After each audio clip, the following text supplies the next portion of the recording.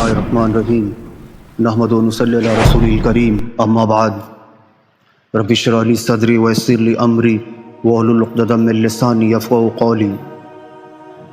बुज़ुर्गान मोहतरम, मेरे अज़ीज़ दोस्तों और मेरे मुअज़्ज़ज़ व्यूअर्स, आज हज़रत अस्मा बिन्त अबू बकर अम्मी आयशा की सौतेली बहन, इनका ज़िक्र करते हैं कि इनकी लाइफ और इनकी सीरत के ऊपर रोशनी डालते हैं। हज़रत अस्मा बिन्त अबी बकर रज़ियल्लाहु अन्हुमा सिद्दीक़ अकबर रज़ियल्लाहु अन्हु की बेटी और अब्दुल्लाह बिन ज़ुबैर की वालदा और अम्मी आयशा की सौतेली बहन मशहूर साबियात में हैं। शुरू ही में मुसलमान हो गई थी। कहते हैं कि 17 आदमियों के बाद ये मुसलमान हुई थी, मतलब इनका 18वां नंबर था। हिजरत से 27 साल पहले पैदा हुई और जब हमारे आपके आका जनाब रसूलुल्लाह सल्लल्लाहु अलैहि वसल्लम और सिद्दीक़ अकबर रज़ियल्लाहु अन्हु हिजरत के बाद मदीना तैयबा पहुंच गए, तो हज़रत ज़ैद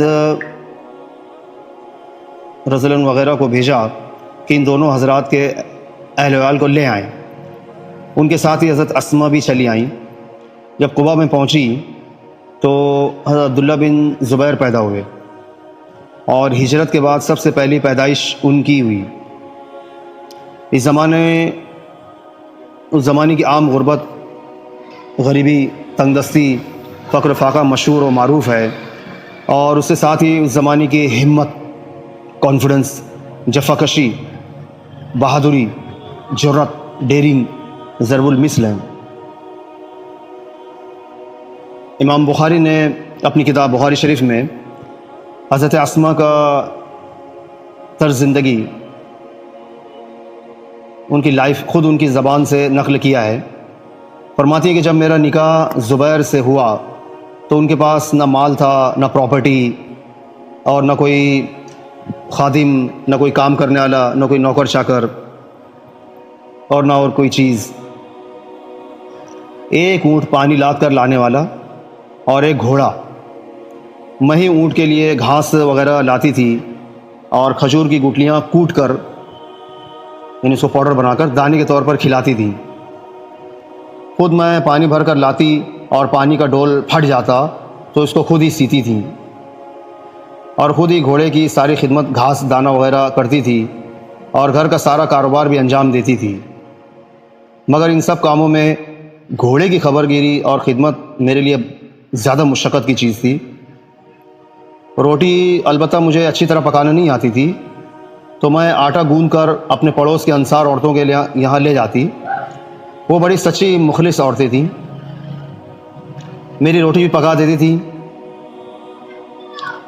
आका सल्लल्लाहु अलैहि वसल्लम ने मदीना पहुँचने पर ज़ुबैर को एक ज़मीन जागीर के तौर पर दे दी, यानी मेरे शौहर को, जो 2 मील के करीब